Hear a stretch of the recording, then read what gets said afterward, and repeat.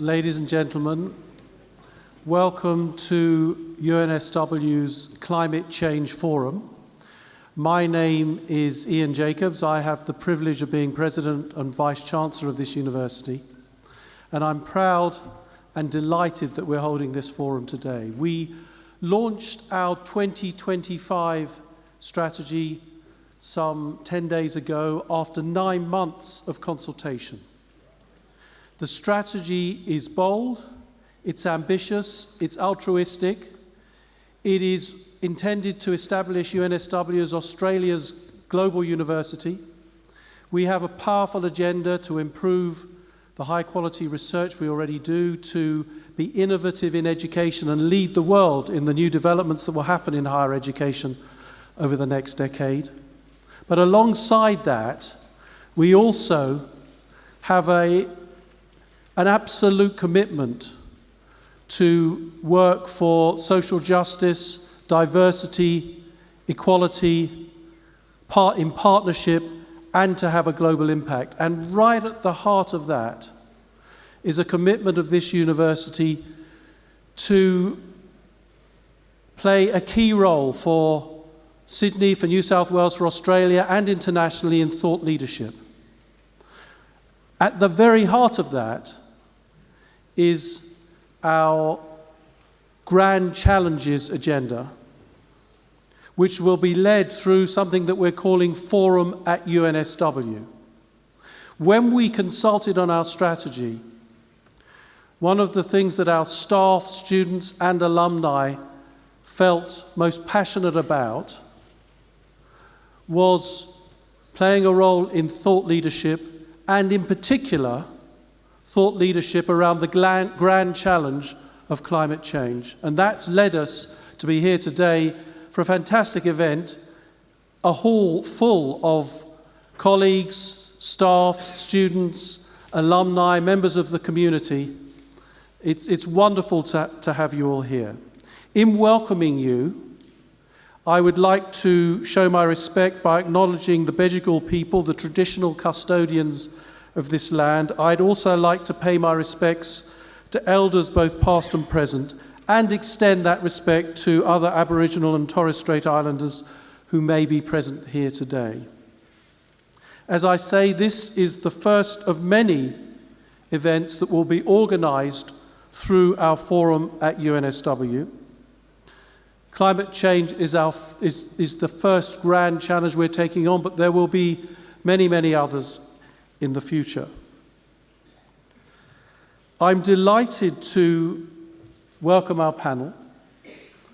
In a minute, we are going to see a couple of videos to set the scene for this event.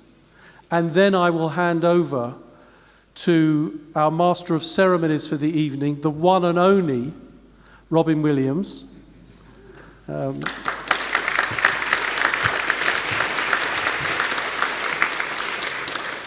Robyn is the ABC's top science presenter, but he's much, much more to people in Australia and much, much more to UNSW Australia. It's an absolute pleasure to have you here, Robyn, looking after this event for us. And we have 5 panellists, and they are arrayed in front of you. And I'm going to start by welcoming Professor Stefan Rahmstorf. Stefan is here. Stefan, you're going to have to clap again when I finish telling you about Stefan. Stefan is from the Potsdam Institute of Climate Change Research. His work is focused on the role of ocean currents in climate change. He is one of the lead authors of the IPCC Fourth Assessment Report. He was named in the 2007 Nobel Peace Prize alongside Al Gore. He is not only a fellow at the University of New South Wales, but he is also, I think, a fellow of the University of Wales. So there aren't many people in that category. He is co-founder of the blog Real Climate, and he was named by the Financial Times in 2009 as one of the world's top 10 climate change scientists. Welcome, Stefan.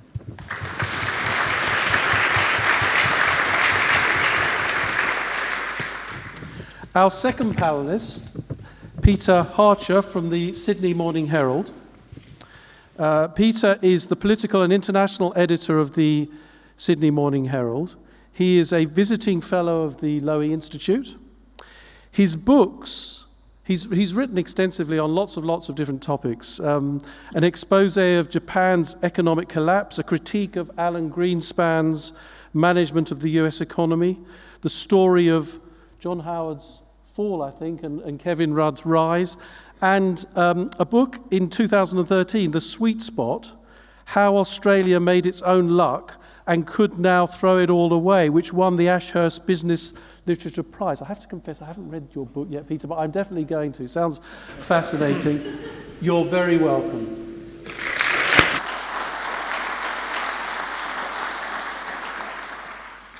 Our third panellist will be known to many of you, Geoffrey Cousins.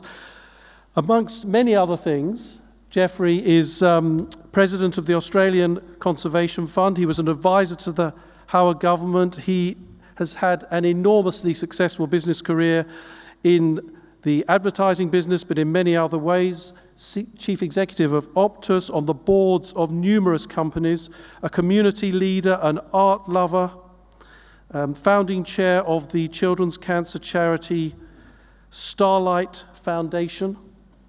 He was described in the Sydney Morning Herald as a corporate lion turned environmental warrior. Welcome, Geoffrey.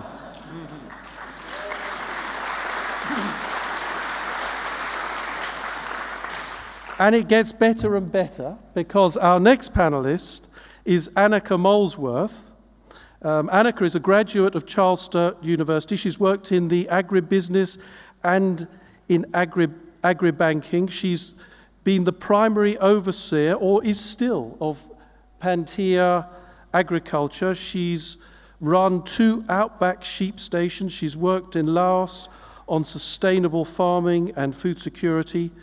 She was awarded Young Farmer of the Year in 2015. She is founder of Climate Wise Agriculture and the International National Trust Organization for Sustainable Farms Project. Welcome, Anika.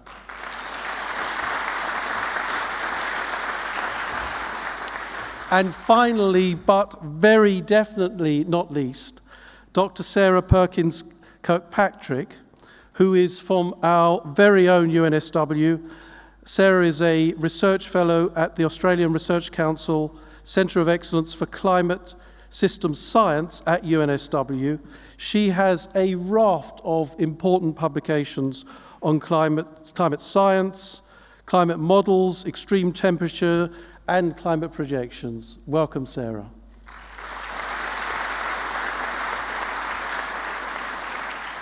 Now, finally, I just want to say that we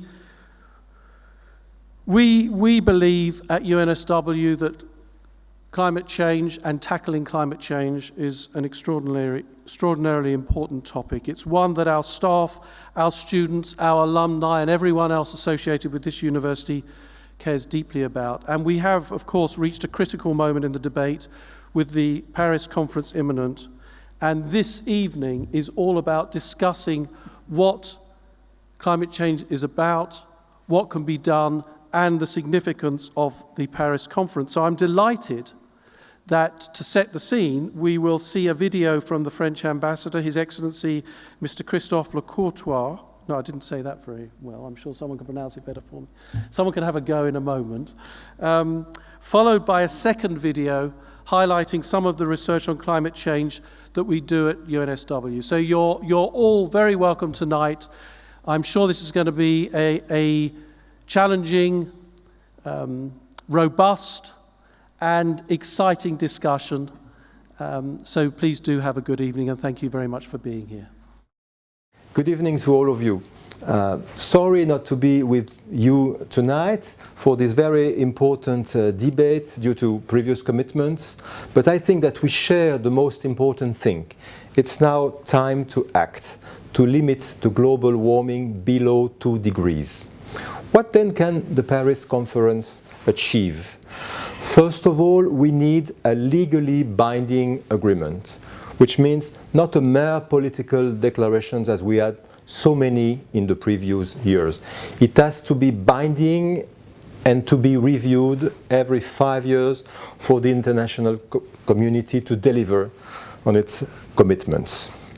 What's coming now in the 20 days before the launching of the conference? First of all, we need a very strong political support from our leaders that will meet during the first day of the conference to give that political push. Secondly, you, the civil society, you need to back your leaders in order for them to come to Paris with the highest possibility and the highest expectations for this conference to be a success. So thank you for what you're going to debate tonight. Thank you for everything you're doing to make Paris a success, and I look forward to seeing you soon in Paris or in Sydney.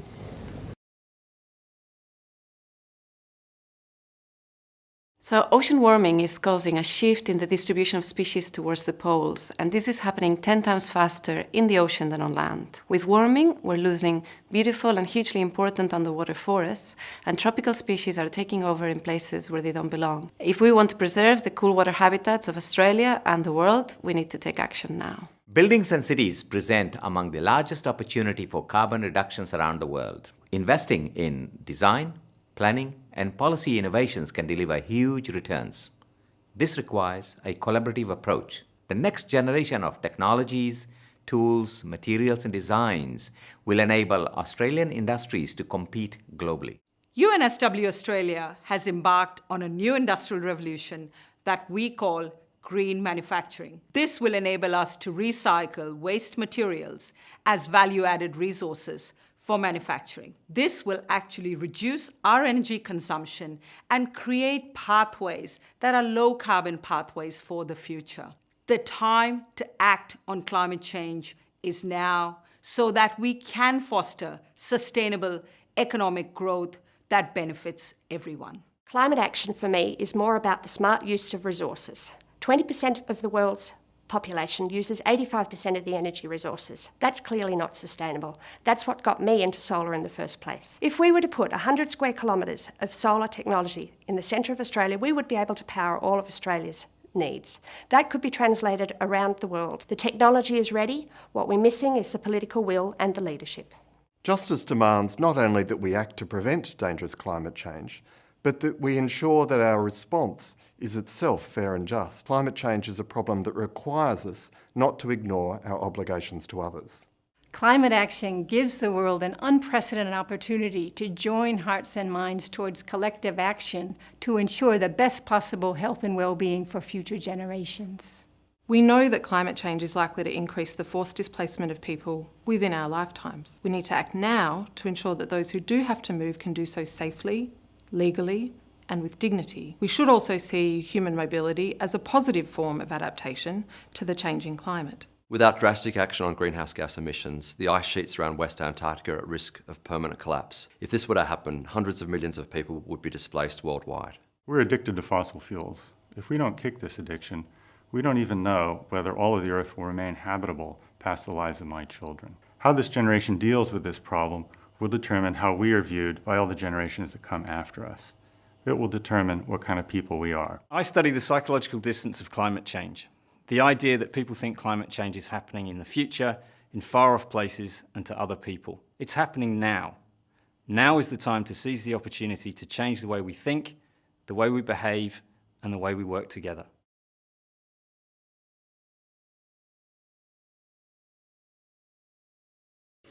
And it's very interesting because when you consider the conferences, when I joined the ABC in 1972, there was the first United Nations conference in Stockholm.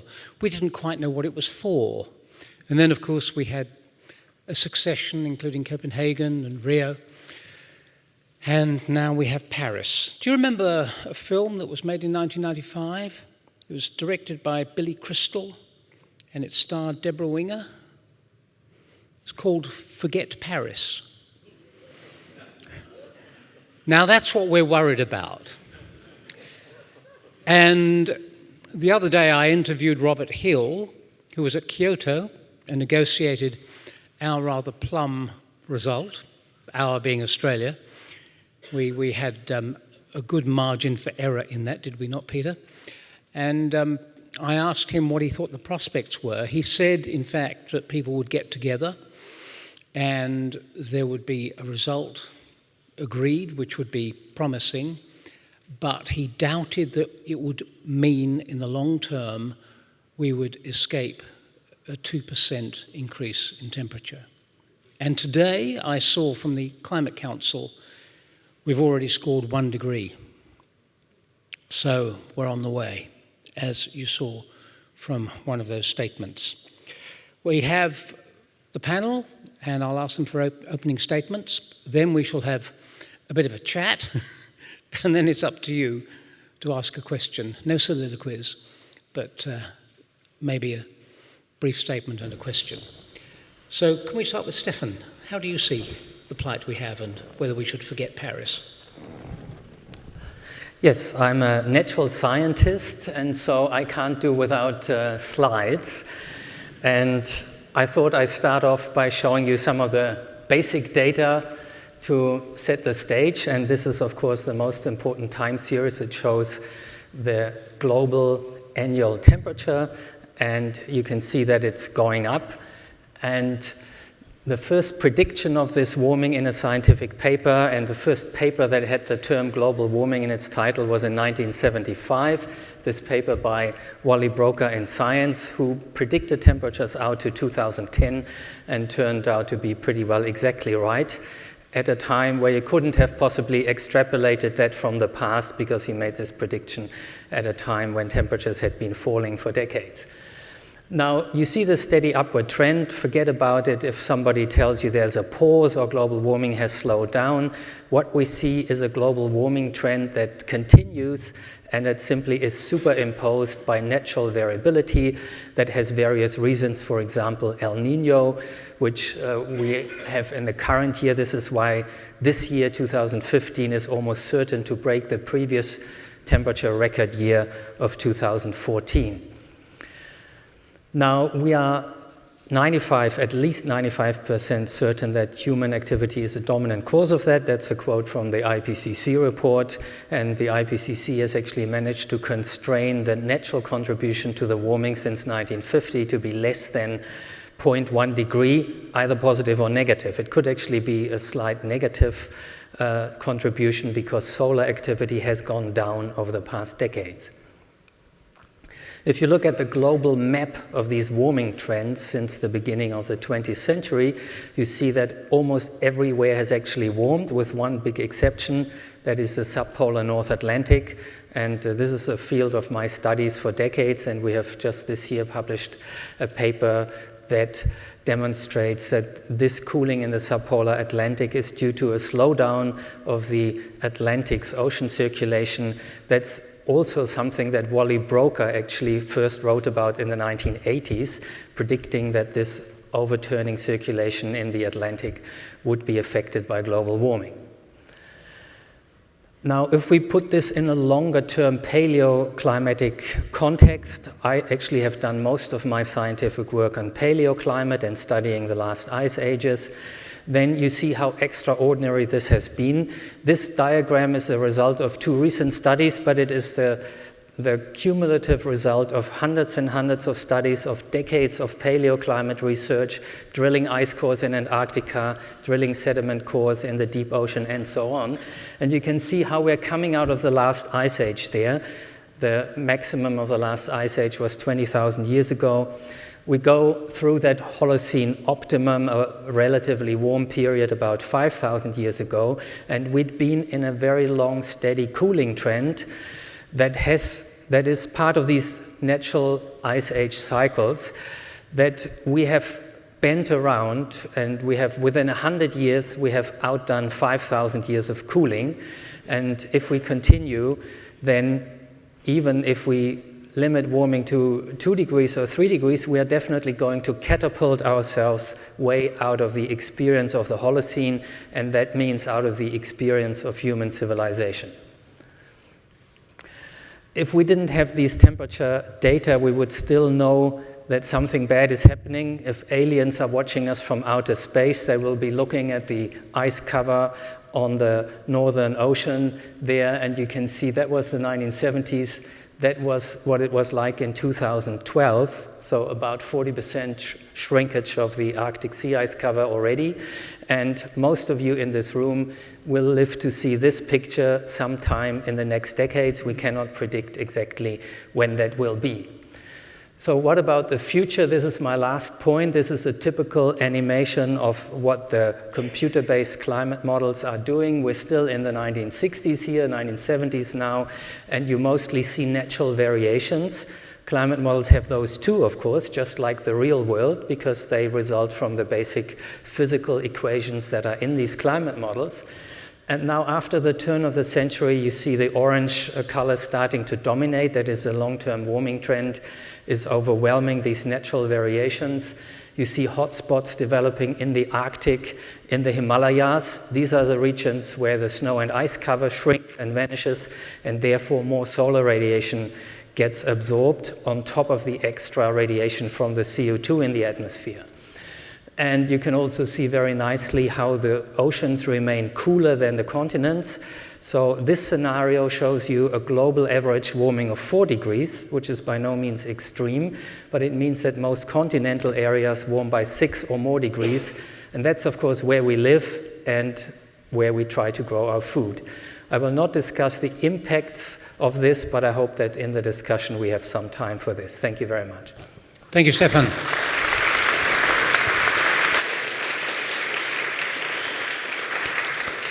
Peter Hartcher, presumably you're most interested in the politics. When it came to the politics, I was fascinated by the Boyer lectures presented by the director of the Low Institute, who suggested a reminder that we are, in fact, a substantial country in the top 10 in many leagues, in the top 20 certainly for most of the rest. And so what we do does count. It's not as if we're just a small lot and doesn't really matter anyway. How do you feel about the present predicament? Well, in his speech, in the Boyer lectures, Michael Fullerlove's point was he was very frustrated that we diminish ourselves in the way that we describe ourselves, and the Foreign Minister, Julie Bishop, shares his frustration. She has ditched the expression middle power in describing Australia. Her preferred term is that Australia is a top 20 country in every field, is how she puts it. So following from that, therefore, what Australia does in international policy, including, of course, climate change policy, counts. I don't know if anybody would seriously dispute that in any collective action, collective participation is a fundamental prerequisite. I was late arriving here tonight because the Environment Minister, Greg Hunt, was on the phone from Paris. He wanted to unburden himself and tell me what was going on. Is this thing working? Yeah. Yeah, you just keep talking ahead, okay. As I hope Greg Hunt is going to do in Paris. He wanted to tell me the latest developments, which I then had to frantically write to get into the paper for tonight. But So allow me just to give you a summary of what he told me. So he said there are about 60 countries have sent ministers for the pre-summit ministerial discussions that they'd had their plenary session yesterday. He was coming into a new day in Paris. He said that it was now clear that 2 degrees would not be achieved at the Paris meeting, but that the Paris process would deliver, in his view, a 2 degree above pre-industrial levels outcome, and that would be achieved through the review process. Stefan, you've already touched on this, I think, but sorry, it was one of the others. But the concept that ministers are now in the process of constructing is that the initial bids, the initial national targets are all already submitted. Paris is not a negotiation. Those bids are now on the table. The concept is that they will be put into the shape of a binding international agreement, and that at 5-year intervals there'll be review meetings, so 2020, 2025 and 2030, where countries will be asked to revisit and increase their targets. So Hunt's estimate was 2.7 degrees based on the pre-existing or the existing national contributions. The hope of reaching 2 degrees would come from the review process sometime in the next 10 or 15 years. He did say that of all the countries in the plenary making their plenary comments, that Australia and Canada were the only 2 countries that received strong spontaneous applause from the other delegates. I don't know if this is because of what they had to offer or because what they were no longer offering. We looked cute. Of course, the 2 countries have in common the fact that they both recently removed conservative climate skeptic prime ministers and replaced them with more centrist ones.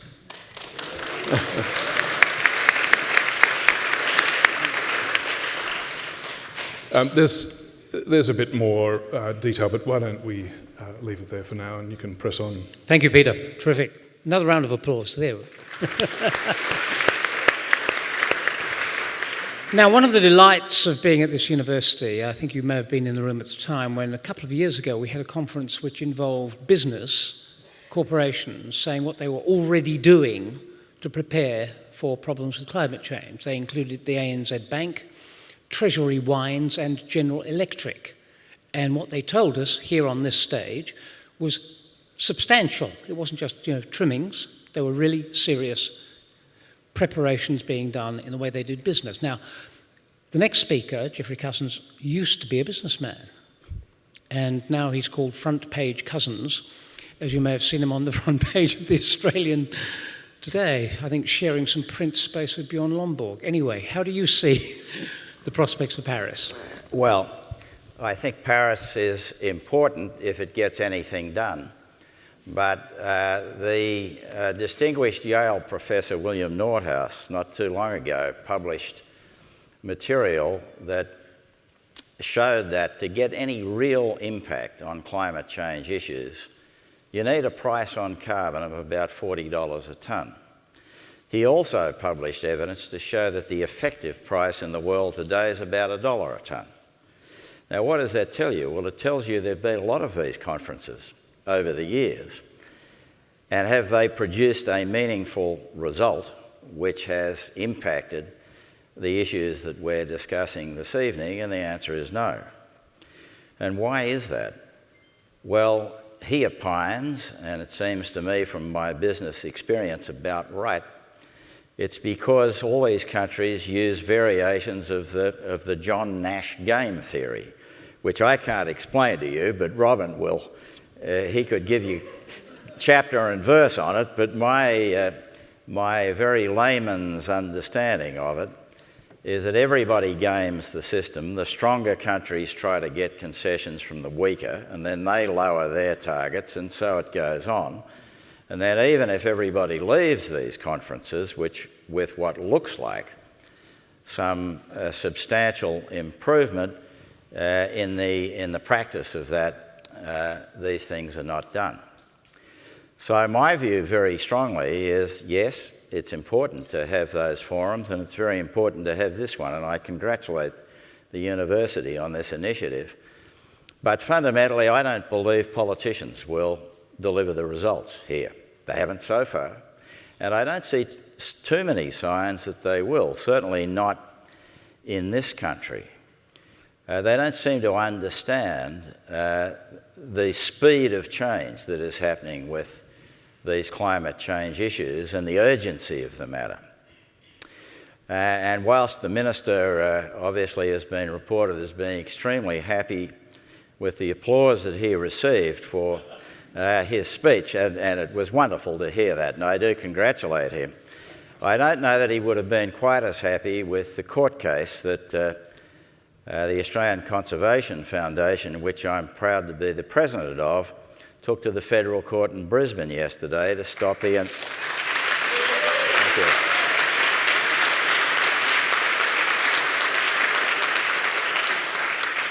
to stop the Adani coal mine, the Carmichael mine in Queensland, which, if built, would be the largest coal mine ever built in this country at a time when all the evidence is that we should be moving away from the use of fossil fuels.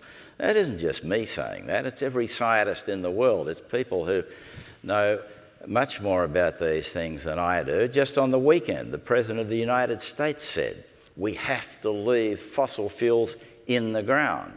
And yet what's happening in this country? We just reapprove the biggest coal mine ever built in the history of the country. What kind of madness is this? Well, it's a great deal of madness is what it is. And clearly the politicians won't stop it, so the people will have to do that. And we can do it by reasoning, and we can do it by legal action, and we can do it by activism, but one way or another, we have to make a change with this, and so do lots of other people around the world, and they are doing it. I heard a wonderful speech by a very distinguished scientist in Sydney a couple of weeks ago, Angela Merkel's chief climate advisor, who also wrote the science for the Pope's encyclical, who pointed out that Germany already has 30% of its total energy coming from renewables, and it has zero unemployment.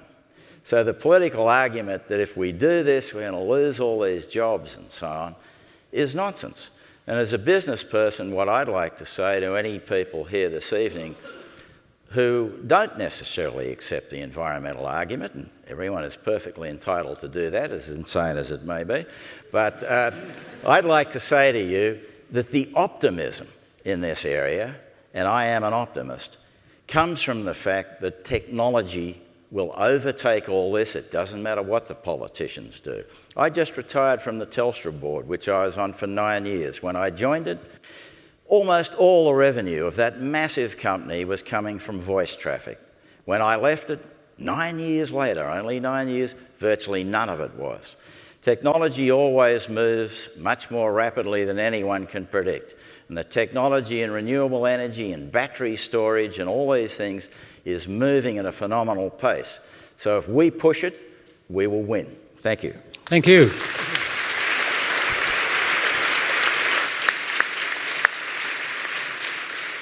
Well, I mentioned one of the company's Treasury wines just now, and the wine people, like the farmers, have noticed around them, because they have to understand what's happening in the ground, in the sky, with plants, with animals, and they had noticed that various of their vintage wines weren't working anymore, and so they moved them from the warmer banks of Victorian slopes to Tasmania.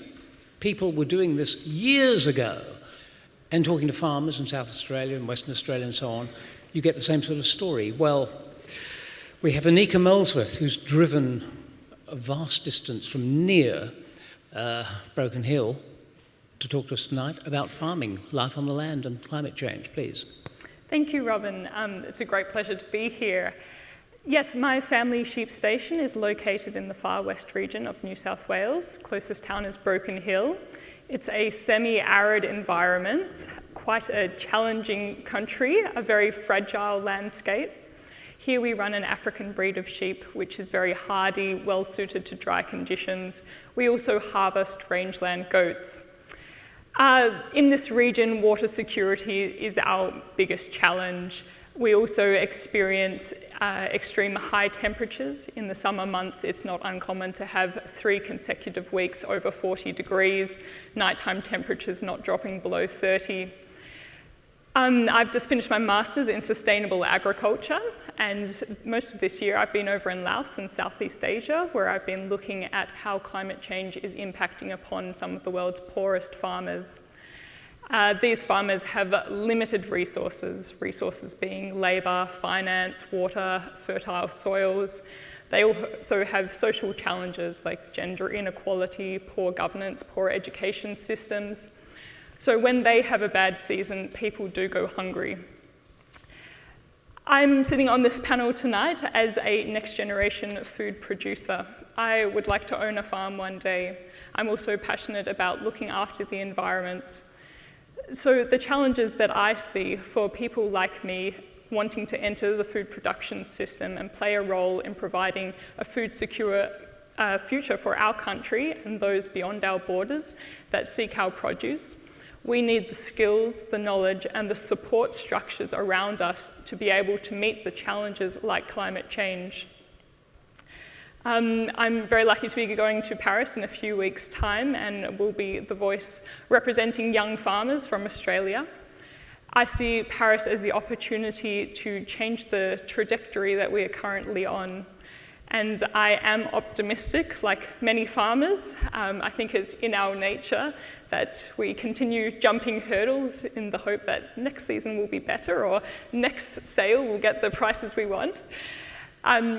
And I hope that our global leaders do make strong commitments to reduce emissions in line with what the experts recommend and put in place the strategies to take serious and urgent action on climate change. Thank you very much.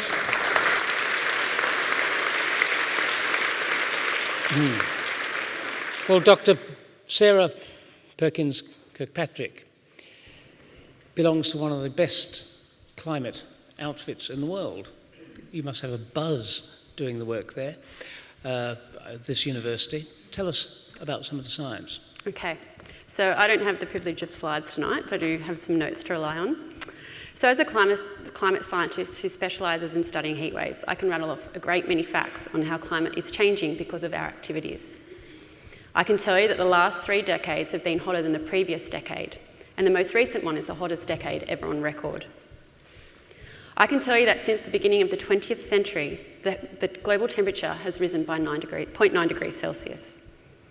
I can tell you that despite a small increase in the average temperature, the intensity, duration, and especially the frequency of heat waves has increased globally. These trends have accelerated in the most recent decades. I can tell you it is just not heat waves we're worried about. Due to record warmth in spring temperatures, as well as increased dry conditions, both of which are exacerbated by heat waves, the Australian bushfire season is starting earlier, lasting longer, and becoming more intense.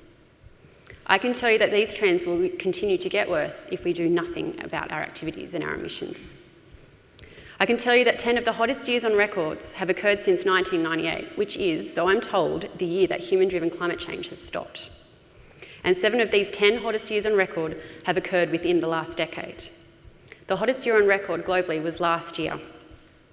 I can tell you that climate change is continuing and has not stopped, and there is no such thing as a global warming hiatus. I can also tell you that climate change is no longer a problem for the future. It is happening here and now all around us. Human influence on the climate has increased the chance of Australia's hottest summer on record, which was across 2012 and 2013, by 6 times. It has also increased the chance of Australia's hottest month on record, was the October that we just had, also by 6 times. And from my own research, I can tell you that human influence on the climate has increased the chance of the Australian heatwave we'd had in May last year by over 20 times. As a climate scientist, this is why Paris Climate Summit is important. We don't want these numbers that I've just rattled off to increase. Though I'm not only a climate scientist, I'm also a citizen of this country, this planet, and especially this city. A citizen who would very likely experience a world that has warmed by over 2 degrees Celsius halfway through this century. As a citizen, I'm all for a future where the air is cleaner. I'm all for a future where our impact on the global climate and our carbon dioxide emissions is negligible. Where the bushfire threat in my home suburb in northern Sydney is no longer influenced by man-made climate change. Where the energy that we all use every day comes from renewable sources based on the technology that already exists. This university, UNSW, is actually one of the world leaders in the development of photovoltaic energy. Where the residents of developing nations also have access to the same energy sources that are renewable as us and do not have to rely on fossil fuels. And a future where these residents, like those of Fiji, Kiribati and the Marshall Islands, do not have to relocate because of rising sea levels and saltwater intrusion. Lastly, I look forward to a future where my generation can look back and say that we listened to the warning signs and we did all that we could as local, federal and global communities to break our addiction to fossil fuels. This future is still possible. The Paris Climate Summit is arguably the most important global climate event since the Kyoto Protocol in 1990. As the almost 200 countries of the United Nations descend on Paris to debate and bargain over emission reduction targets, they are deciding if and when our addiction to fossil fuels is broken, and when we achieve a future where the scientific facts that I rattled off earlier do not get any worse.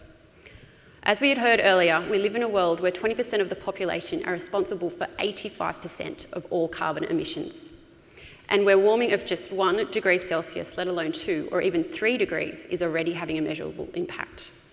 It's time to change this, and Paris is the place to do it. Thank you, Sarah.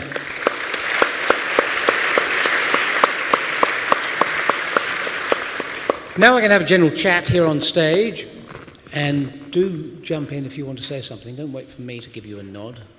I want to ask Geoffrey the first question, actually, because what you said on television last night astounded me, given that we just signed off on this dirty, great big coal mine.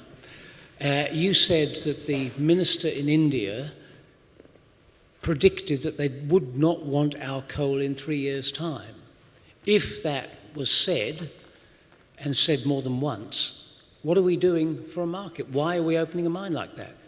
Yeah, well, I think the quote from the energy minister in India has been floating around for quite some time, and indeed the former occupant of that position said the same thing, namely that within 2 or 3 years they don't want to be importing Australia's coal, they don't want to rely on any imported coal, and indeed that country wants to move as quickly as possible to renewable energy. And when you think about it, that makes perfect sense, because the problem with coal-fired power plants, putting aside the pollution, just for one, is that once you build them, I mean, they're massive projects, they cost billions of dollars, but they're of no value whatever unless you now build a distribution network. And having built the Optus network in this country, I can tell you they take a long time to build, they cost billions of dollars, and they're very hard to maintain these things. People have got to climb up poles and wet weather and do all kinds of things. So that the idea that in a massive country like India with a very scattered population, that you would want to, if you had some alternative, forgetting climate change, environmental issues, that you would want to put in place a power network like that makes no sense at all if there was an alternative. Well, there is an alternative, and it's coming down the pipe very quickly, namely renewable energy, particularly solar, with battery storage. Yes, one point, if I may. Is it true that the people who are talked about in India, who really deserve our energy because it's the only moral thing to do, 85% of the poor people are not connected to a grid anyway? Well, that's entirely correct. So you could take all the coal there and build the biggest power station you like, but there is no distribution network. And that's what I'm trying to say. You don't build one of those things in 3 minutes flat. It takes a long time. So the energy minister in India doesn't think it's a good idea. Strangely, we've had a couple of prime ministers who think we are really helping the Indian government by sending them our coal. It's got nothing to do with us just making money out of selling it. It's really a moral issue on our part to help the Indians who don't really understand what they want. Thank you. Stefan. When I got into a taxi in Brisbane the other morning, it was 4 a.m., I remarked that they'd had their engines running. I said, "How long have your engines been running?" He said, "An hour and a half." I said, "All of you?" He said, "Yes." I said, "Why?" "Oh, air conditioning." And I said, "That's insane. Don't you have a conscience about this stuff?" And we argued all the way to the airport. And he was telling me, okay, the Arctic is a problem, as you indicated in your talk. But he said, the ice is getting thicker in Antarctica. Now, we know that's the case. Why is it not an argument? Well, that was a very well-informed taxi driver then. It was American. He was referring to the latest study by Jace Wally and co-authors, which is extremely controversial. As is often the case in science, this is a very difficult measurement to make, to look at the overall mass balance of Antarctica. And there has been a host of studies with different types of satellite. And the bottom line is all the studies have come to the conclusion that the Antarctic ice mass is losing ice, except for this one, where a number of very good experts that I've corresponded with over the last few days are extremely skeptical about the methodology. So unfortunately what we see, this is a typical example of the so-called whiplash effect in the media. Every latest study is reported in the media immediately in climate science, and the newspaper reader, one day he reads Antarctica is shrinking, then he reads it's shrinking faster than expected, then he reads it slower than expected, then he reads it's growing again. And so how can a layperson make up their mind? Because that's just kind of normal in science, that ideas are put out there, measurements, they're debated in the scientific community, and then in the end some kind of settled knowledge emerges from that after all these ideas have been tested and discussed. And it's very difficult if every little bit is reported in the media and the taxi driver has to somehow make up his mind what he should believe. He had dreadlocks. Actually, he was a bit belligerent, That reminds me that actually Albert Einstein once complained that every taxi driver, back then it was kind of horse carriage or so, is debating relativity theory. That's exactly what we have now with climate science. Indeed. Well, the same goes for the hiatus. Sarah, you mentioned the hiatus, and that was around for a little while. And how do you explain to your friends and family, I don't mean experts, when the answer comes through, the machines weren't calibrated properly, and so we were slightly misled, and it has been going up after all anyway? That's an interesting question.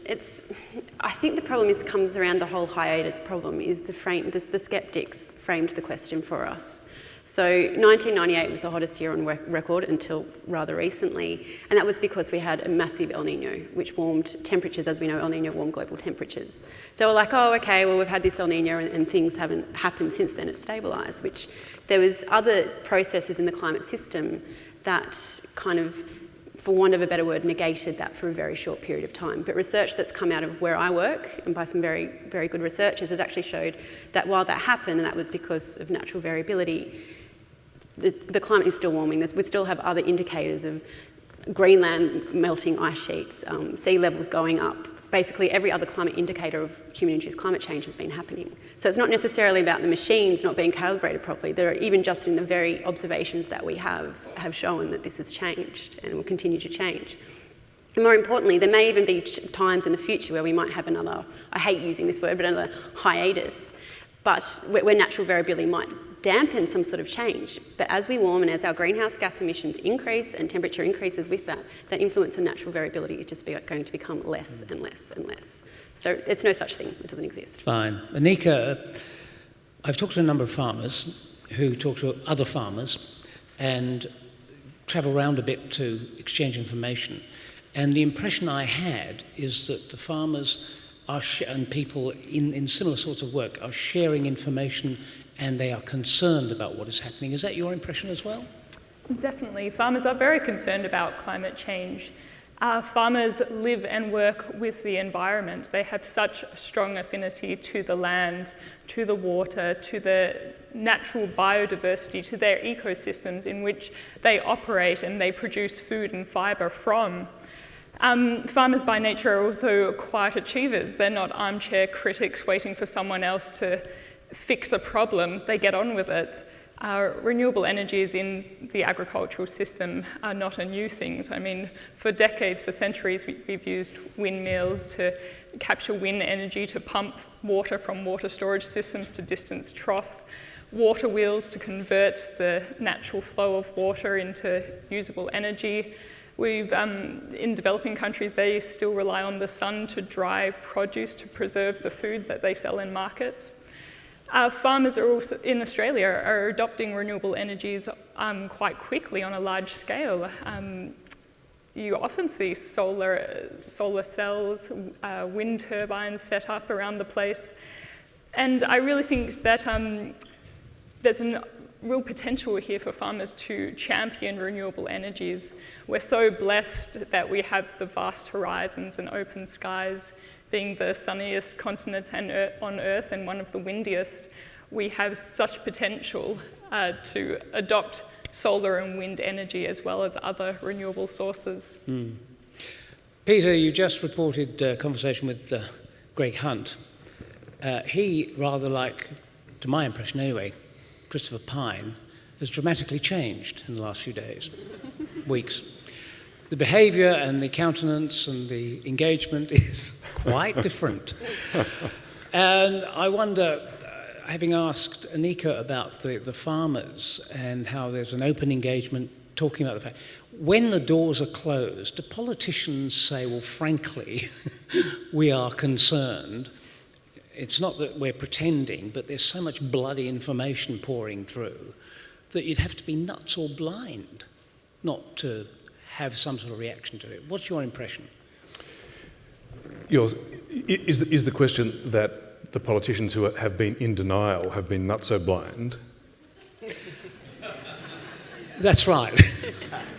Well, they're politicians. Politicians seek political advantage. Talking about taxi drivers, even taxi drivers are allowed to have opinions. It's a natural condition for a politician to seek political advantage by seeking divisions in the population.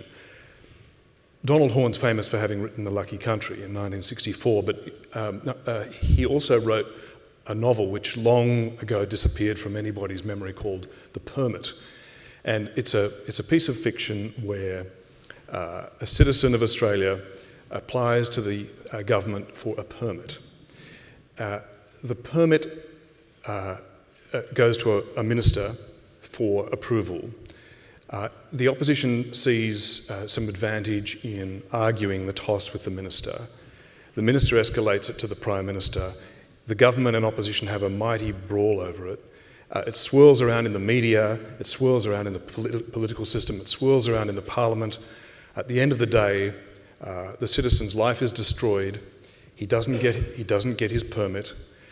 Everyone in Canberra has had a jolly old time entertaining themselves and looking for political points on this. And the Parliament moves on to the next issue. At no point in the Donald Horne novel do we find out what the permit was actually for.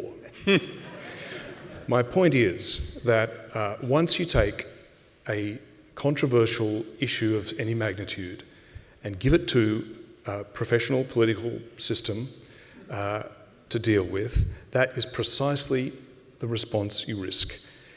Now, one response to that is, well, this is obviously a supra-political topic that we cannot trust to politicians.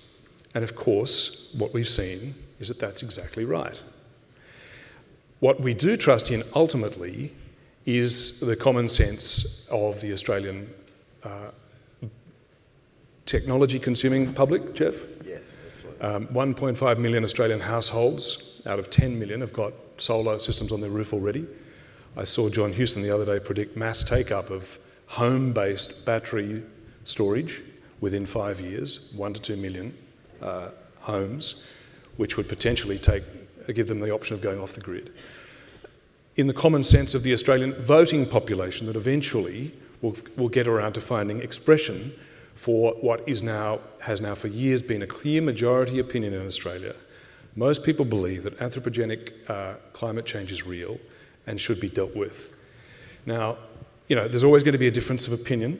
There are always cab drivers. Someone smarter than me once said, isn't it such a shame that all the people who know how to fix the world's problems are so busy cutting hair and driving taxis. But they are allowed their opinions. But the clear majority of the Australian public has now got for years a settled opinion. And working through the political system is a messy, difficult, dangerous, and as Donald Horne explained through the permit, a highly depressing and dismal process. But you have to trust that at the end of it, as Winston Churchill said about the Americans, he said, the Americans always do the right thing after they've tried all the other options. Now, we have We have to hope that through this fumbling, dismal, disappointing and very frustrating process of public policy, democracy, international negotiation, that finally we are getting progress. And I have to agree with you, Geoff. It's occurred to me just reading the daily news about technological advance. I've started to think and to hope that ultimately technology outpaces the political processes, outpaces the international negotiations, and the political negotiations are relegated to a side role as technology uptake, consumers and industry get on with the giant adjustment that has already begun.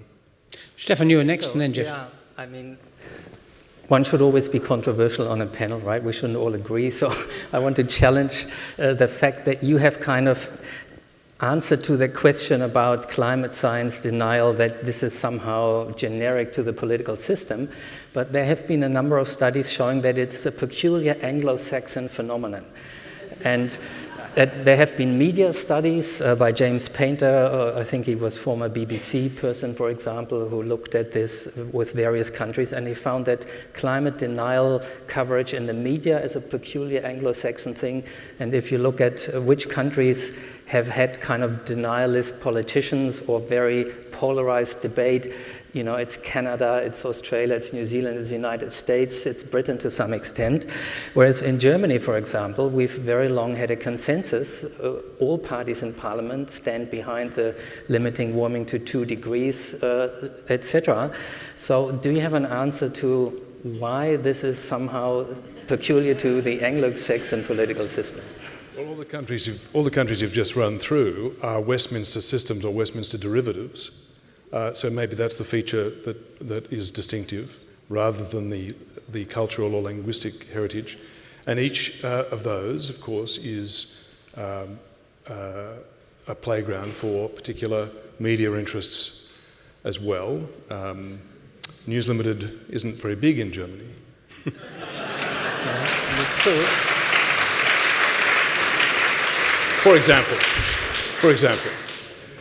So that's in terms of addressing the particularities of those countries. They have a lot in common, including a Westminster political system. But there are other countries that have different approaches as well that aren't perfect.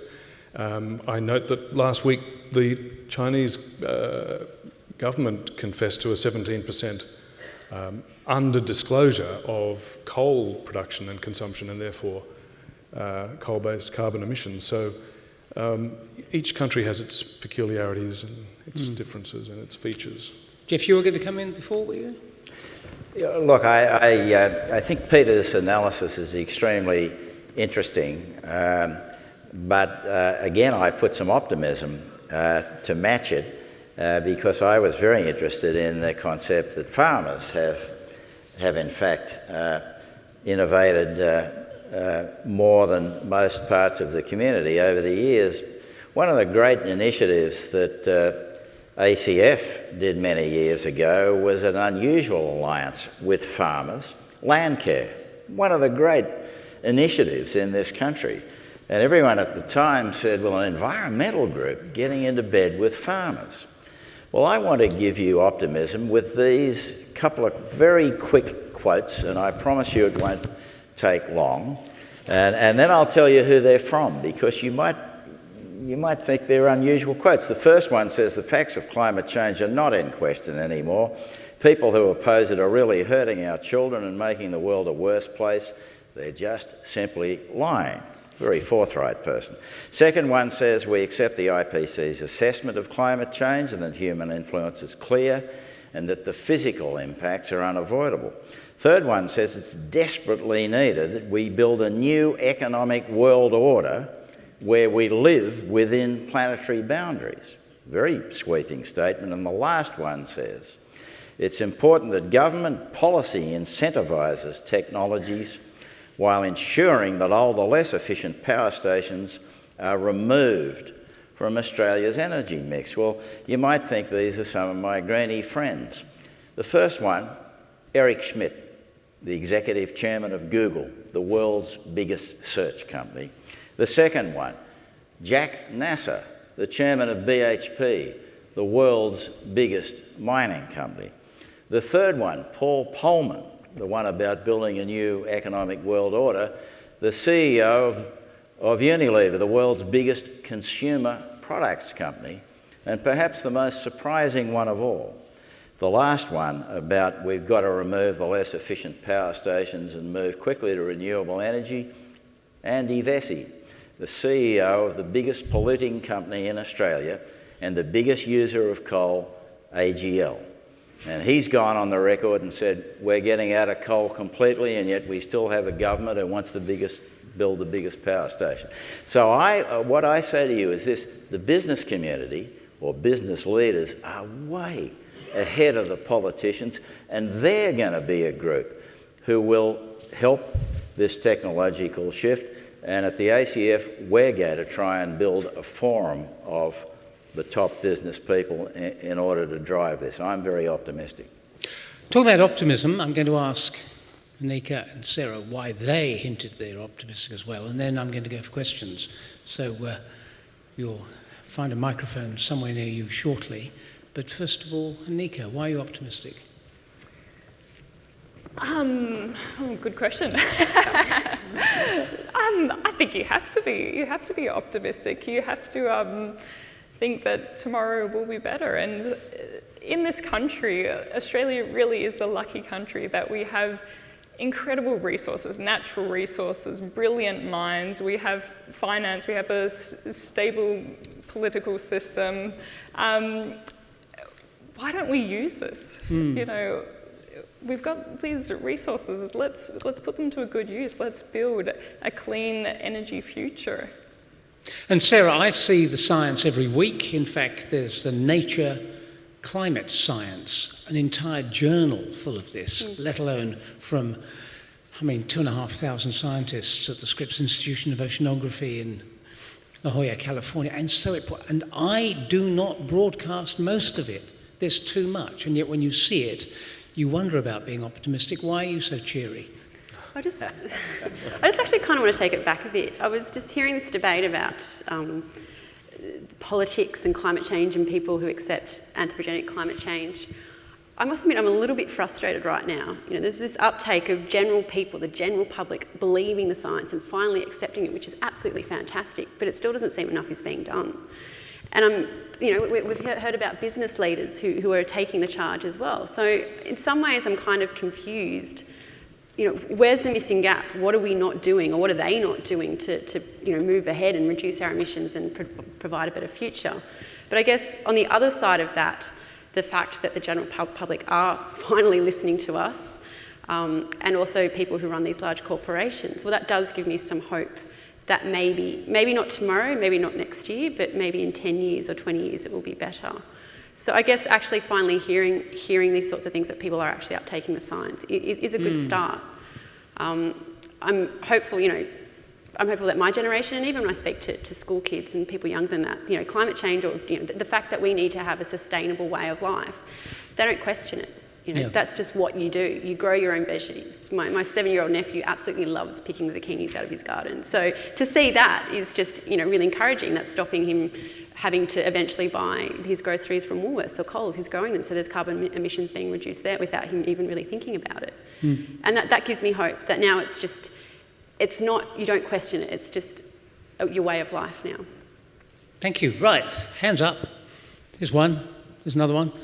Where are our mics? We have one at the back. Let me go over here. Start with you. Thank you. My name is Tasya Kolesnikov. I'm a microbiologist by training. I'm very, very interested in the climate debate. I think I'm very much with some of the things that were said by the panelists tonight as far as technology pushing things forward and the politicians being a bit slow on the uptake. What I haven't heard from anyone is what you feel the role is for us to push the technology uptake further by divestment, by encouraging things like our superannuations, which have apparently worldwide about $30 trillion tied up, and about 55% of that is in fossil fuels, and about 2% is in renewable energy. So if we as people can move our money into the right places, it seems to me that would drive the technology quicker. And that's really important for addressing the climate problem. Thank you.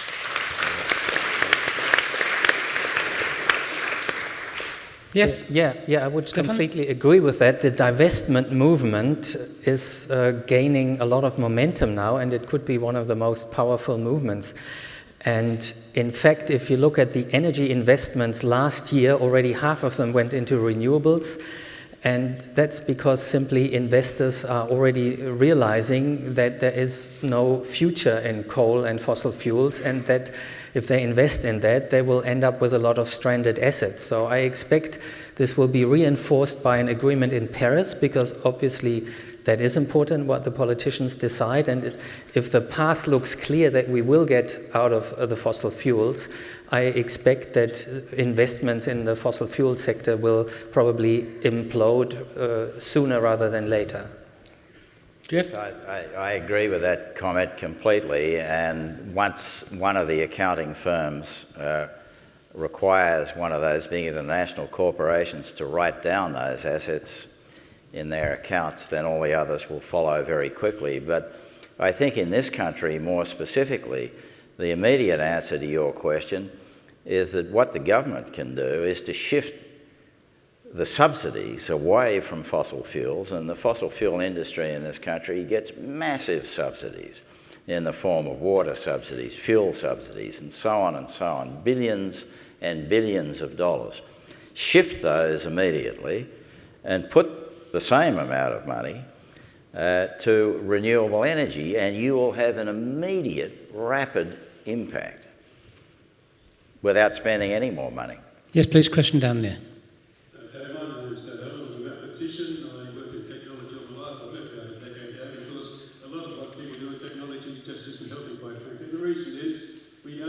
Mathematicians in Australia and perhaps overseas to the extent we could, and as a result, a lot of mathematics we use in climate change, in business, in politics, in our legal system is false. And until we fix our mathematics up, we can have all the models we like, we can use all the technology we like, it's not going to help. What's probably going to come out of the Paris conference is probably going to be a new tax for people, for countries like Australia. How can we put the integrity, the mathematical integrity, back into the way we address problems like climate change? Sarah, you're dying to answer this question, aren't you? Well, I would argue it's not just mathematics that isn't getting the interest or the recognition it deserves, it's all science. You know, mathematics underpins every science, without a doubt. It underpins the climate models that we run and everything like that. So I find that a very difficult question to answer, because I know that mathematics underpins things like economical modelling and that sort of thing, but I don't understand, or I don't know the nuts and bolts of it. You know, I don't, like what was mentioned earlier, I don't necessarily see a problem with the price on carbon. I think if it's, you know, if the money's there and the economical modelling is there to change people's behaviour by increasing costs, is that necessarily a bad thing for a country that can afford it? What I will say is that my friend Adam Spencer, who's a mathematician, has just published a new book on maths. I talked to him about kids in primary schools, and they haven't been told yet that maths is too difficult. They can't get enough. They're absolutely wrapped in it. It's the way forward. Start them young and keep them going. We have a question here about water. Oh, yes, please. Christina Sobey. I've come up from Albury via the Liverpool Plains protest against the Chenois mine. I stood as a Greens candidate, I'm just a retired housewife, I stood as a Greens candidate against Susan Lee in the federal election 2013. I stood on water for Broken Hill and for the Murray-Darling Basin generally. I consider that of huge importance.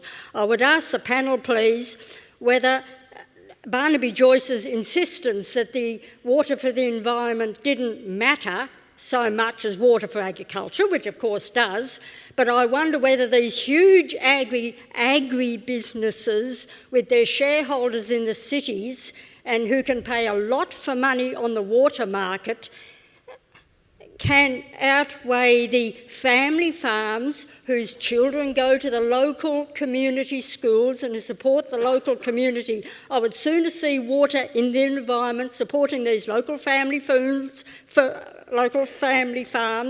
and businesses down the Murray, down the businesses, being more important than some of these huge big agri businesses that have crops of vast amounts of water. Yes.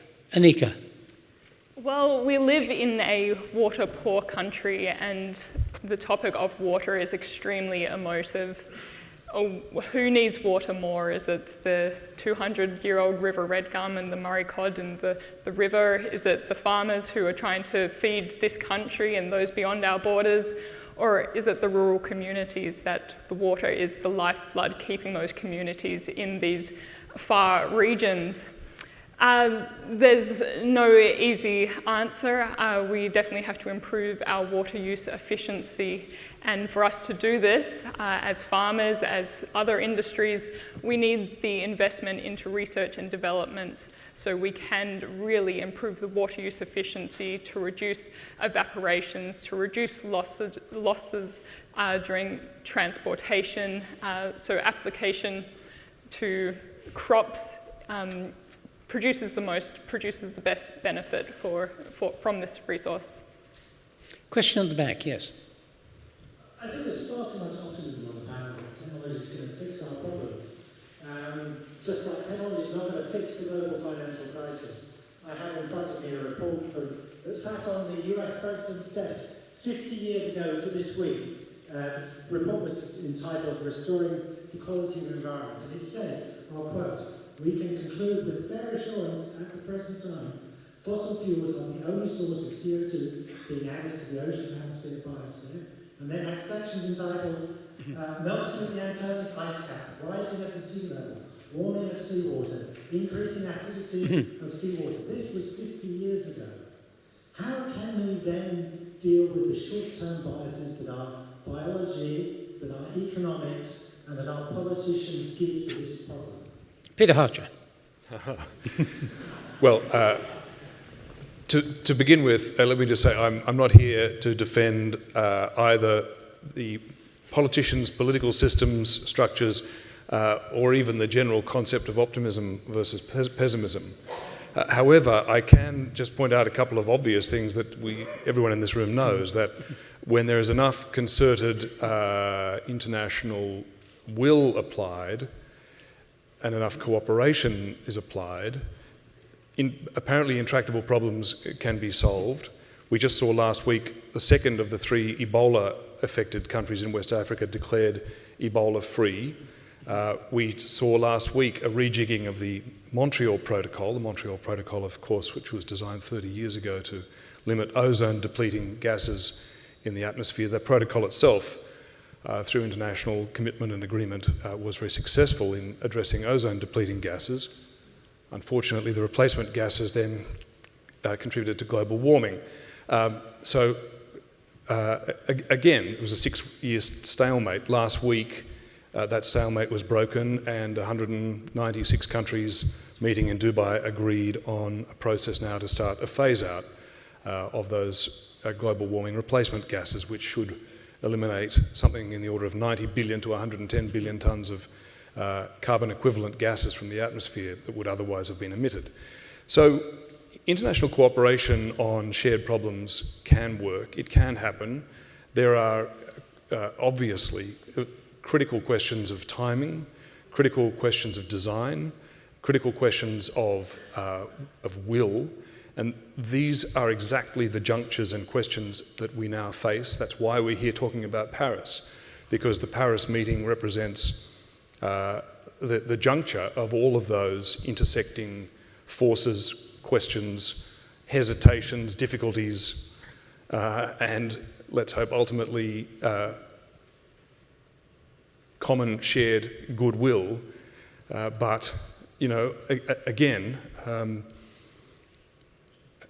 although whenever I've got 5 kids ranging in age from 11 to 28, for them, this is just, as you said a minute ago, Sarah, For the younger generation, this is just such yesterday's story. Of course, anthropogenic climate change is real. Of course, it has to be addressed.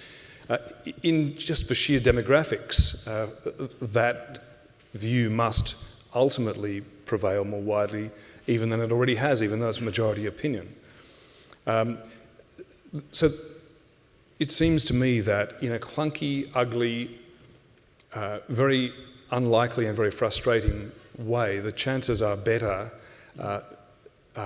than not that the world political system may or may not achieve the right result that we are looking for in the right timing.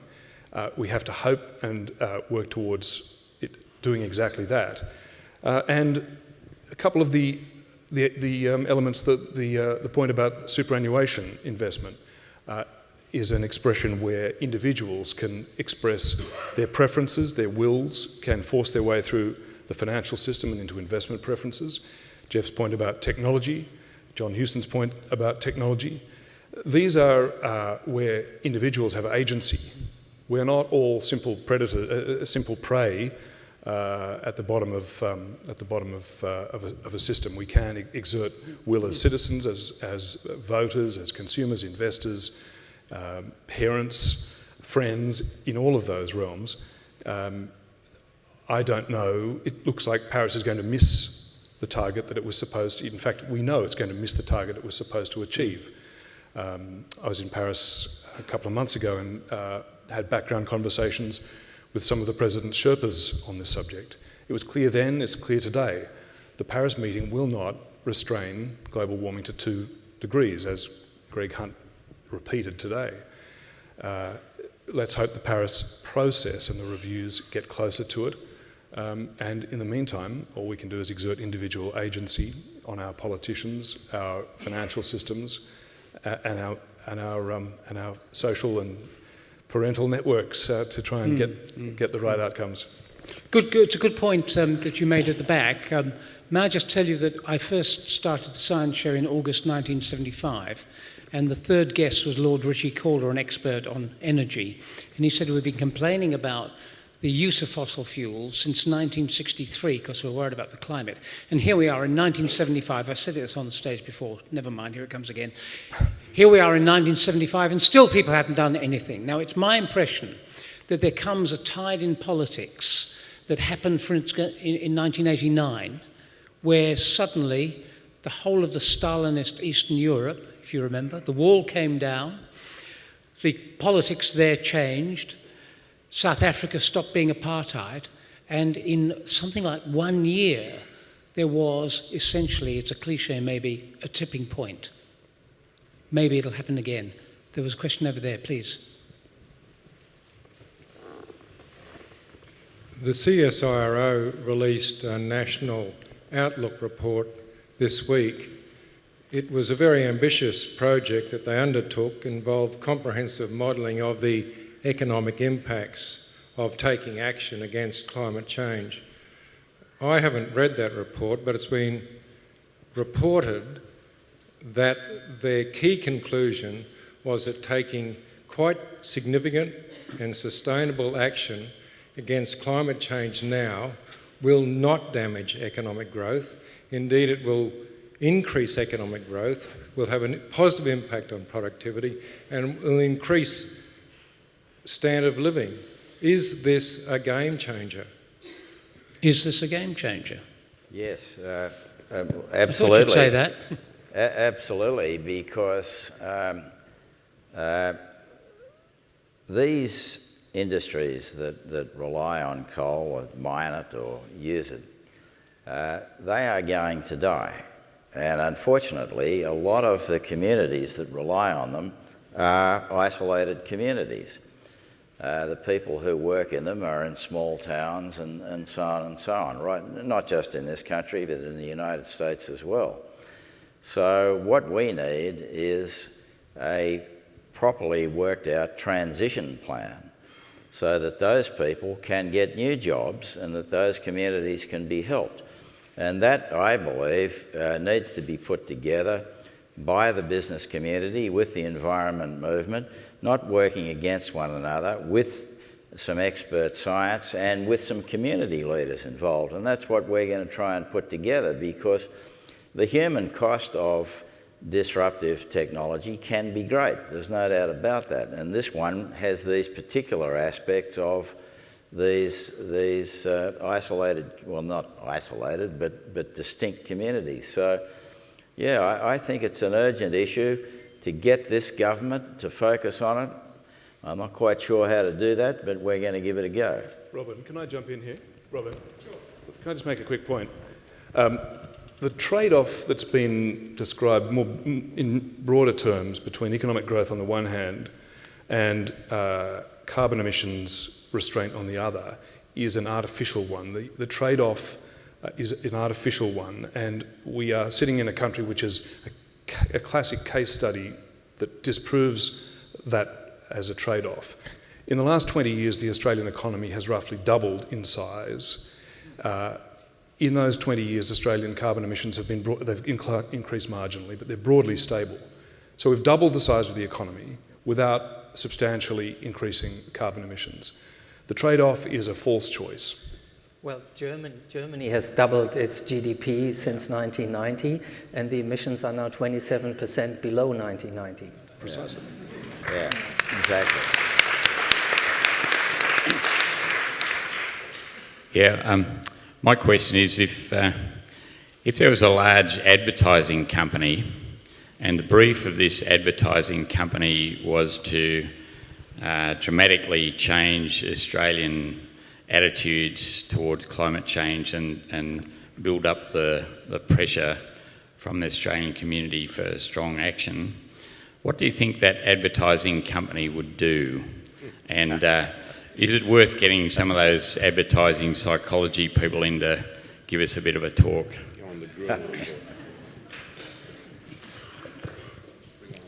Come on, Sarah. I saw recently an ad on YouTube, which I was later told that was on TV, for coal. And I was flabbergasted. You know, if we're hearing all of this, you know, we accept climate change, we accept the science, and, you know, I guess this is part of my frustration. Why is it? I don't know if it's the same advertising company, I have no idea. Perhaps we do need to have our psychologists speak to our advertising companies and, you know, teach us as climate scientists and other, you know, marketing professionals how to maybe change the debate a bit using those tools. I'm not so sure. I'm not sure if we should be working with them or working against them to kind of get the message across to those who need to be convinced a bit more. Anika? Robyn, I think I'm going to have to make a comment here, because I ran the biggest advertising agency in the country for about 25 years. So if I don't, somebody will think I'm trying to duck the question. You were the Todd Sampson of then, were you? Yeah, no. But the only way you can do those things is to find something that affects people's daily lives and then draw the bigger picture from that.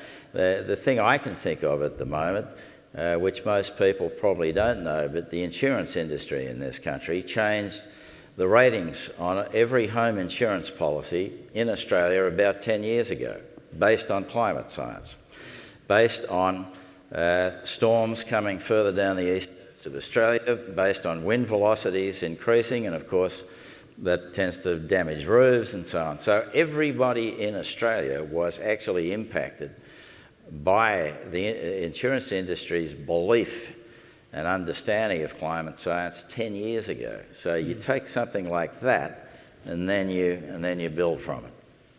Thank you. I have a question about the overall culture. Pardon? Oh. Big organisations in Australia are recognising the massive impact it has on this functioning and effectiveness by improving the way that it performs as a culture overall by, one of the first areas is reducing the silos within those organisations. So similarly with our culture, we seem to have the silos of industry, business, services, politics, scientists. You can name probably several more if we thought about it. It just seems that there's not enough alignment between the intention, passion and motivation of each of those silos of thought leaders, intelligentsia and media as one of those silos to really have that focus on implementing the change that's going to be required to get everybody along on that journey. How do you see that improving in the way that we do that? Getting people out of the silos. Get them moving. Appeal, as you heard before, the question was about how people live. Address not so the complexities of the science. In fact, a couple of people have told me that in some ways the scientists need to shut up a bit and have spokespersons representing the big idea of change like that, so you don't get distracted by the detail. So how do you get people out of silos? Anika, you know, you're on the land. Well, I'm not too sure how to, increase that two-way discussion to get people out of their silos, but I definitely agree there needs to be more of a holistic perspective on the climate change issue. Tackling such an enormous issue like this has to be multifaceted, multi-tiered, top-down, bottom-up, and everyone in between. And I think from farmers, we're sort of doing more of a grassroots movement, and of course, individual choices that we make do make a difference, but the real change and momentum will come from the commitments and the decisions we make as a community. Anyone else? Yeah, Sarah? I'm not sure how yet, but I think we need to start speaking the same language, whatever that language may be. You know, as scientists, sometimes we're caught up in our jargon and our big words and forgetting that perhaps not everyone speaks the same language as us. In other silos, whether it's politics or media even, they speak another language. So we need to, maybe if we start talking and getting the dialogue together, speaking together and speaking the same language, that might be a foot in the right direction. Stefan, getting out of silos? Well, I think what we really need is a positive vision and a positive narrative. Leadership, you mean? Pardon? Leadership? Yes. You know, a kind of a way of looking at this transformation as an exciting and positive development. We have a lot of opportunity coming with this transformation towards renewable energy and a sustainable lifestyle. And unfortunately, I'm the climate scientist, so I'm the bad news guy. And indeed, maybe we should shut up more, because we need to not scare people. We need to engage them in a positive way, because, you know, it's not about, you know, doing without a lot of things, etc. It's about regaining some of the things that are important in life, having more time and things like that, and not just running on the treadmill of ever more consumerism. Did you want? Yes, please. Thank you, first of all, for contributing to this discussion. I just had a question about your position on something that might sound very controversial or very stupid on the other side, if you want to. I've heard and seen, I am not an expert, but I do care about climate change, and I've heard and seen studies about the huge impact that animal agriculture is having on climate change, and theories about the animal agriculture being the greatest contributor to greenhouse gases emission in the atmosphere. And I randomly watched this shocking documentary the other day called Cowspiracy, that explains that the only way we have to save this planet basically is to drastically reduce our consumption of meat and dairy, because that's the biggest contributors to greenhouse gases. So I want to understand what is your position about this from all of you, if it's possible. Thanks. Thank you. Can I just give a tiny bit of context to that? And that is some of the percentages. These percentages are incredibly rubbery, but still. The last ones I saw was that cattle produce 15% of greenhouse gases, which is something like 3 or 4 times the aircraft industry flying around, which is at least twice, possibly more, the cost of the internet.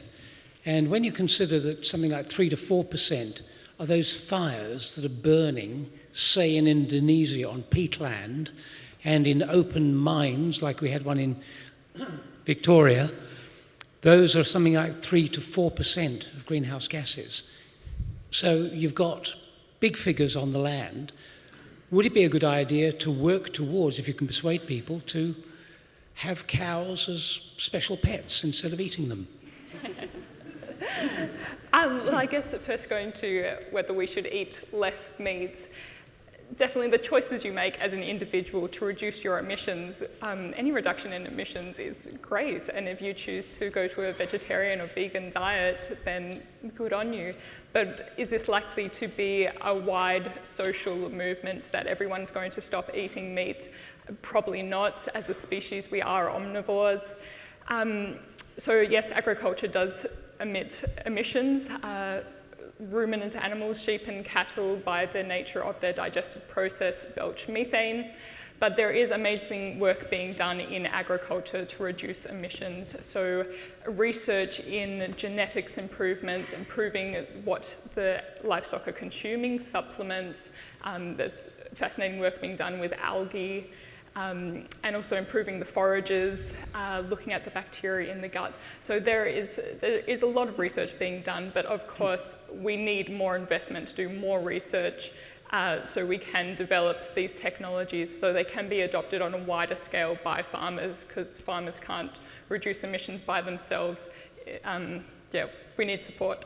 Thank you. We've got time for two more, one there and one right at the back. Thank you. Hi, my name is Sharon Kelly. I used to work at UNSW, and during that time, my attitude changed a lot towards nuclear and became very supportive of it, as I'm very supportive of renewables and everything else that's happening in that area. However, I just wanted the panel's opinion on nuclear, especially when you're considering a lot of the new technology that is happening in nuclear, small modular reactors that don't need to be big volumes of water. They can be in remote areas, don't produce a lot of waste, etc. Do you still think or do you feel that they could have some kind of role in reducing carbon emissions and climate change? Well, Sarah, is that right? Yeah. So, in terms of perhaps reducing greenhouse gas emissions or carbon emissions in the long term, perhaps they are a piece in the puzzle. But we've already got the technology for other green renewable sources available. We've got solar panels, we've got wind energy that perhaps is not quite at the standard of solar panels just yet, but it's there. It's, Okay. It's in terms, we still have to mine though to get uranium out for nuclear energy. It's not, to me it's not as sustainable, it isn't as sustainable as using resources that are technically renewable. It's for a greener future, like I'm not saying it's definitely not off the cards, but I'm just all for a greener future where we can have solar panels on our roof or even wind turbines on our roof, where we're self-sustaining and don't have to even rely on any sort of transport or energy that would have to ultimately come from a nuclear power source as well. And Stefan, at our institute, we have a department with energy economists looking at various transformation scenarios, and they have done the sums with and without nuclear power of how to stay below 2 degrees, and it makes basically no difference to the cost. So I think the question of nuclear power is not going to be decided on the climate problem. There are other arguments that may speak for or against nuclear power, the problem of nuclear waste, the proliferation issue, etc. I don't myself think that nuclear power is going to make any significant contribution to solving the climate crisis, simply because it's starting at a very low level. It now supplies about 2.5% of global energy needs, and it's not growing exponentially, unlike the renewables. Rather, it's actually shrinking the percentage of nuclear power.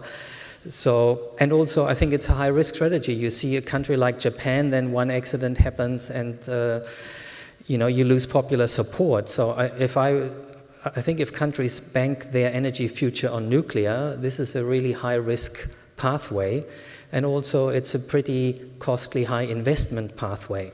You've seen that in Britain, for example. The British government has decided to support nuclear power and has essentially announced a kind of a feed-in tariff in order to entice companies to build some nuclear power stations, and it is much, much larger than the feed-in tariff that Germany pays for wind power, for example.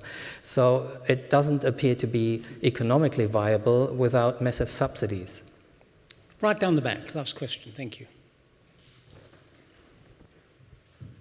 Thank you for the interesting discussion that you had there. Just following on Robyn's slide, there is a journal called Nature Climate Change that focuses on climate change. And then Paris that what are we not doing, that nothing's happening.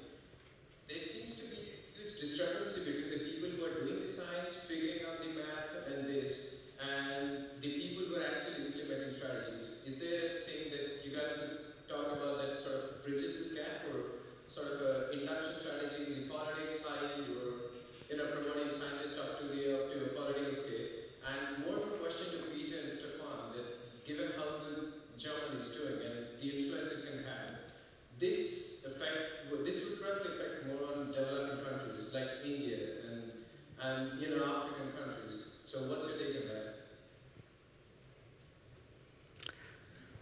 I didn't. Can you maybe repeat what the question was, because I couldn't understand everything you said acoustically. In one sentence, please. People like you who do this, and people who sit high up the bureaucracy chair and implement the strategies, there's a gap. Like, you find something that's wrong with the current method, somehow it doesn't get propagated to those people. And this gap is more in developing countries than it's in countries like Germany, Australia, or the States. So is there anything that you can think of that might change this scenario? So you mean the gap between the science and the policy world?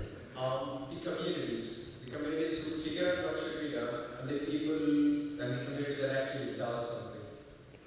Yeah, I mean, with the policy world, I would strongly advise any government to have a decent scientific advisory body, so that there is a good interaction between people that make the policy decisions and scientists. For the wider community, I mean, I would encourage all the climate scientists who are working on this to try and communicate more, talk to their editors of the local newspaper, maybe write letters, get involved in blogs and things like that. I'm doing this. I write popular articles. I write for 2 blogs, one in German, one in English, the Real Climate blog. So I think that I would encourage many colleagues to engage more in this public debate and not stay within the ivory tower and just publish in scientific journals. Thank you.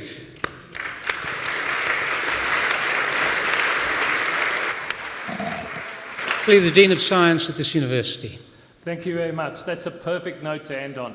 My name's Merlin Crossley, Dean of Science here at UNSW, and I've been given only one job, the job of the vote of thanks. And my thanks are very sincere, so it's the biggest job of this evening. Forum at UNSW is designed to allow academics to reach out and engage with the community, just as Stefan was saying just then.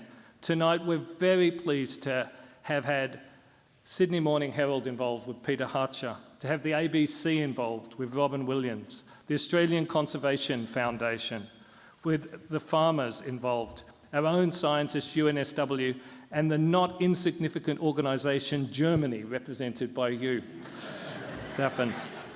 We're also hugely proud of the academic excellence of our scientists and our researchers in every discipline, and you saw the video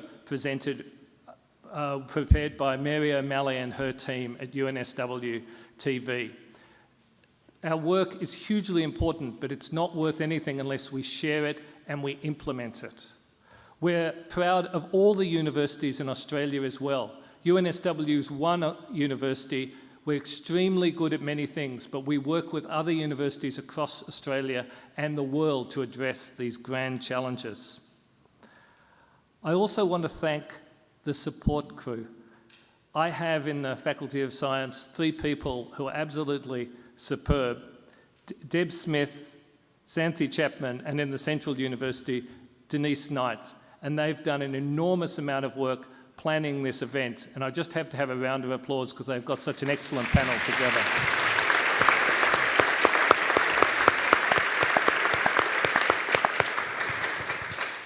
And so finally, let me close. Stefan mentioned ivory towers. Everyone thinks of universities with ivory towers. We tackle difficult problems, big problems. I don't know if we should be optimistic or pessimistic. It's always like that, because the easy problems, we've dealt with them. We only do the hard ones. We are like an ivory tower, but when you think of us, imagine an ivory tower with a windmill on the top, because I think that's the best type, and hopefully that windmill will blow good news across our country, because I understand the noise from windmills travels very far. And I want you all to take that image and dream of Paris. But most of all, I want to thank you in the audience. And after you've dreamt, I want you to wake up and be inspired by the people tonight and show your own courage and conviction, live out your value, and work with us to change the world. Thank you.